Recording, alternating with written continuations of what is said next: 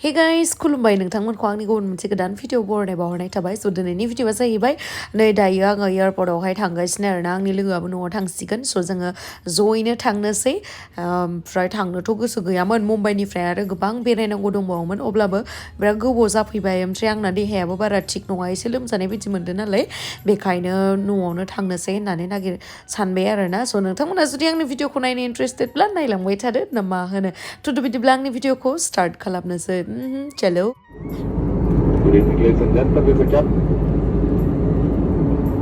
As of now, we are only 270 kilometers from our destination, Guwahati. So guys, finally Guwahati मोनफैनानै नै जोंहा लावदुमा लांफैबाय जोंखौ ओमफ्राय मा होनगोन लावदुमनि सेहेराखौ नुनानै नोंथांमोना उदास नुदों नुवाखै अरे भाई क्यों हो इतना उदास अच्छे से तो बात करो मैं आ गई हूँ ना गुवाहाटी में बेखिनियावनो आं नोंथांमोननो खिन्थानोसै बे भिडिअनि डिसक्रिपसनावहाय रामि नभेलनि लिंक होनाय दं आरोना बेयावहाय थांनानै क्लिक खालामोबा नोंथांमोना फन नाम्बारखौ बाइन्डिं खालामबा 41 रुपिस मोनगोन आरो लोगोसे बेयावहाय रिचार्ज खालामनो हागोन आरोना 11 निफ्राय 51 स बेसेबांखिनि दङ बेयावहाय स्क्रिनाव नुजाखादों ओमफ्राय दायो आङो नोंथांमोननो गेलेनायनि ट्रिकखौ फोरोंनानै होनो माबोरैहाय पार डे 2000 नोंथांमोना आर्निं खालामनो हागोन स ड्रागनावहाय आङो दायो 10 रुपिस होबाय नायनोसै आरोना दायो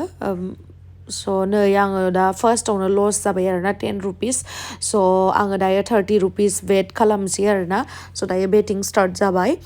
ओमफ्राय नै आं दा मोनफिनबाय आरोना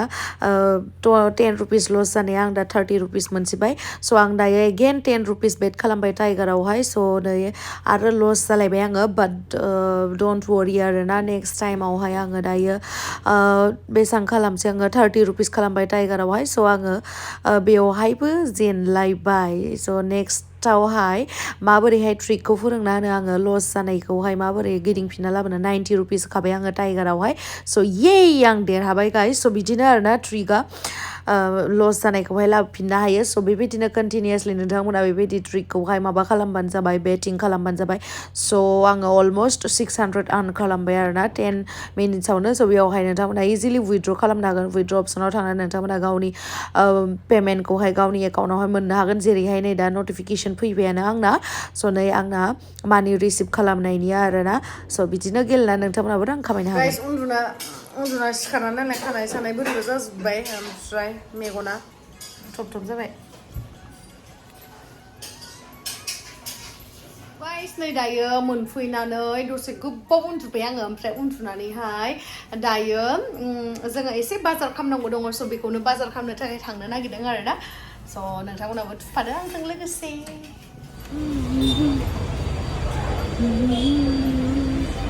माइसे बेस्ट गुवाहाटीनि लामाया दिनैसो नुफैबाय होनदो बिबारि नों आंखौ गोसोखांनाय नांखाङि थगायदोस माबा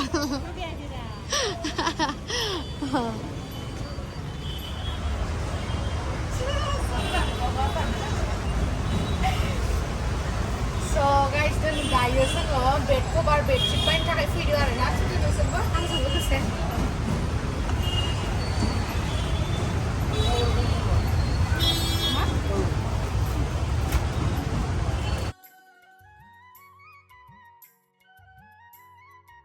गाइस जोङो पर्दा लांनो फैदों नालाय कार्टेन बायनो फैनायावहाय मबे मोनसेया समायगोन मबे मोनसेया समाया नायगासिनो दंमोन आरोना माने आंनो भिडिअ मोजां नुनायखौ नांगौ आरो रियेलाव मोजां नुवाबाबो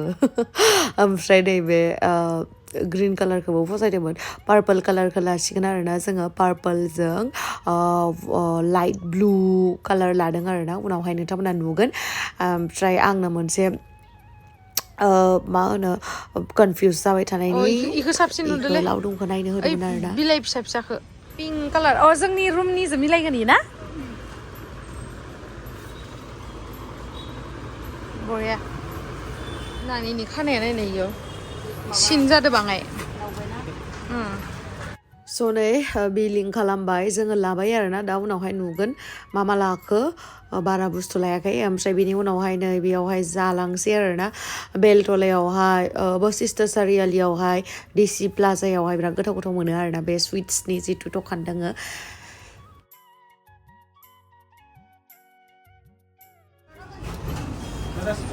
गोथाव ना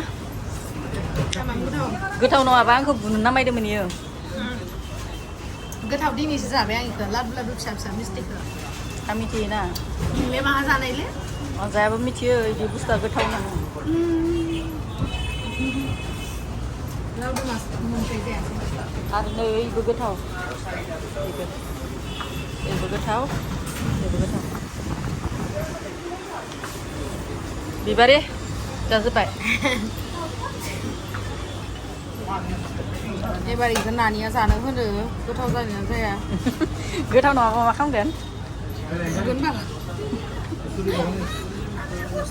नाङाखै नांगौ दैयाव नांगौ माबा रानखायो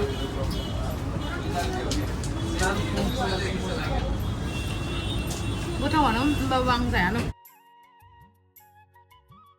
गाइस नै बेखौहा लाबोबाय आरोना बे कालारखौ आं मोजां मोनदो बेनि थाखायनो लाबोबाय आं स्टेन्डार्ड कालार आरोना ओमफ्राय सिगांनियाथ' नै बेसेबा गोबाव जाबायमोन नै बेमोन आरोना पिंक कालार ओमफ्राय दा कालारा नै पिंक कालार होबाय नालाय ओमफ्राय बेखायनो बेखौ बख'नानै दा बेलेग होसिगोन आरो स' गाइस आरो बेलेगफोरा माहा दोनखोथाय आयौ जि बुरजा बाजार खालामना लाबोजोब्बाय जोंबो फाथोखौ सायनो नामा एवनो फाथोखौ गाबोनसो जागोन नानो नाङा स्लुप स्लुपसो एवनानै जाया बिराद बुरजा बाजार खालामनानै लाबोबाय खर' नोंसिना पर्दाया बेयाव होनांगोन पर्दाखौ हा पर्दाया बोरो नै गाइस बिसिनिया पर्दाया मोनसेया पार्पल कालारनि ओमफ्राय मोनसे दरजानि थाखाय नै बेबायदि कालारखौ लाबोदो आरोना दा उनाव होखांबा दिन्थिगोन गाइस नै इयावहा मा फुड मेट लाबोदो आरोना नै इयाव होनो थाखाय इ आराम आरोना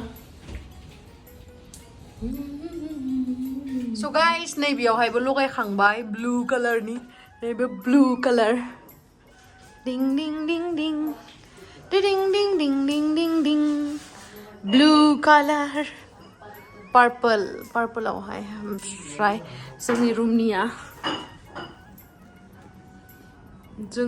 नै ओमफ्राय बेयाव एसे लेथ्रा नांनाय दंमोन आरोना दहाय सिंग्रा जाबोनायाव सिंग्रा गोलैबोदोंमोन बेनि थाखायनो बिदि जाबाय स' बेनो आरोना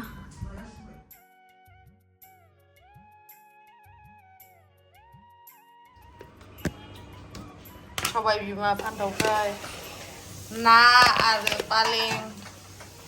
ओमफ्राय आरो अनला मेवाइ दाउ ओमफ्राय आरो फाथो स' गाइस आङो जानायखौ बारा दिन्थिबाय थाला जाखांनायनि उनावहाय जोङो मोनसे समायना जायगायाव थांदोंमोन बेखौहाय आंनि नेक्स्ट भिडिअआवहाय नुगोन आरोना स' साननानै नायदो नोंथांमोना नै जा मोजांखा आरोना जायगाया नायनानै लादो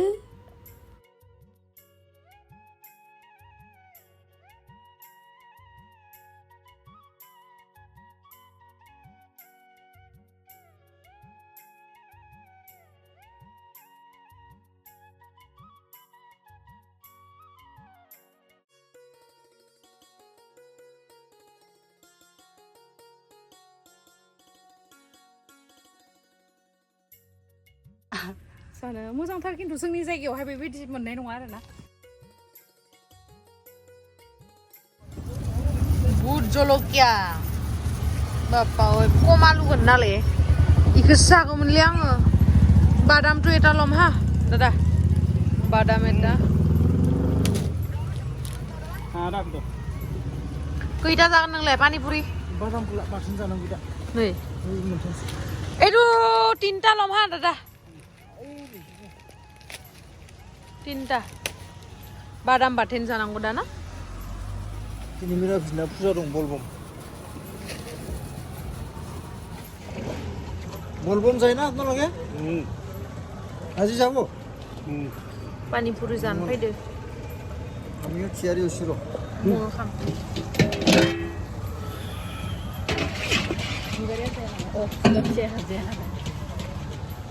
फिसाबाबो जानाय होननानै ओरै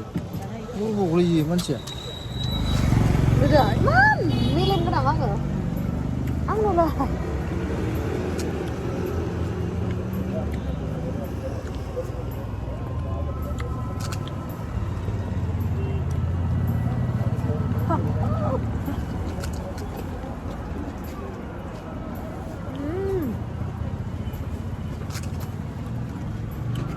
就是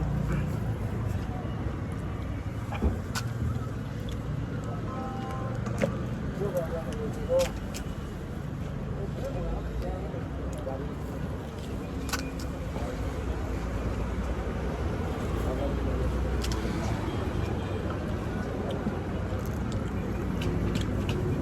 guys, tamam जाबाय जोङो मार गोथावखामोन. So thank you so much guys आंनि भिडिअखौ जोबजासिम नायनायनि थाखाय. Love you. Bye bye. Next भिडिअआवहाय थाबैनो लोगो मोनफिनगोन नोंथांमोनखौ. सदाफोर दे जल्दि 300k subscriber खालामना होदो guys please नङाबाथाय आं गाबगोन.